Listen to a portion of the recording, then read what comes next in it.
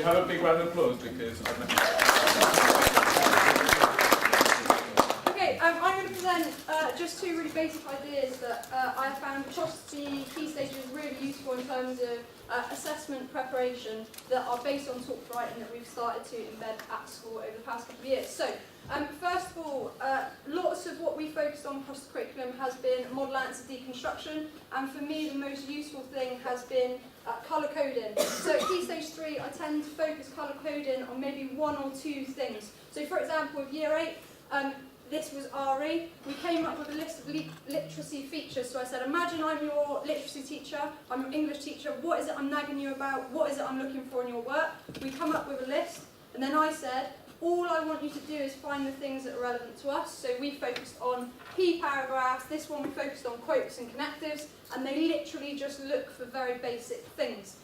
With Key Stage 4, I make it a little bit more sophisticated. So with Key Stage 4, I'll kind of give them a model answer and then put up on the board a set of instructions for them to follow through. I'll give them the colours so that it's across the whole class.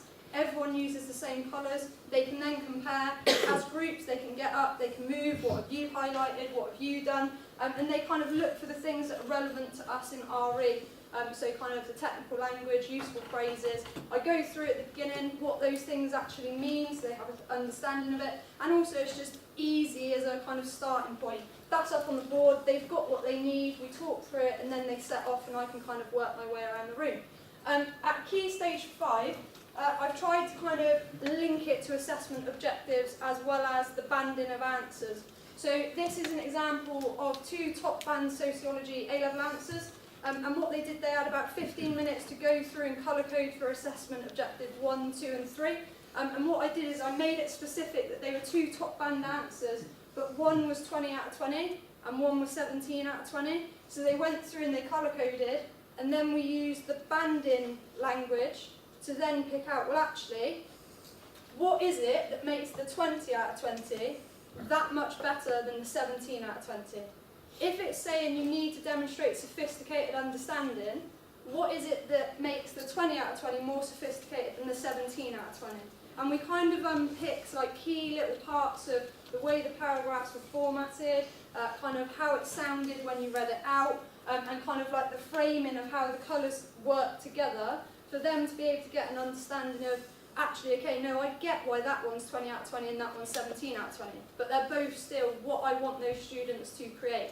And then with kind of lower ability, we could unpick the more basic aspects of kind of structure of the paragraphs, how many paragraphs, etc. In addition to that, sharing success criteria and getting them familiar with language familiarity. So we kind of went through various different, what does each question look like? So what's the question look like? How should we structure it? What's the success criteria? With them focusing on the structure element of that. And finally, box and upgrades. So again, this is GCSE level, where actually, similar to what Vicky said, we focus on the key kind of content of each paragraph using the previous model answers that we colour-coded, and at A level, the same, but focusing on AO1, AO2, AO3.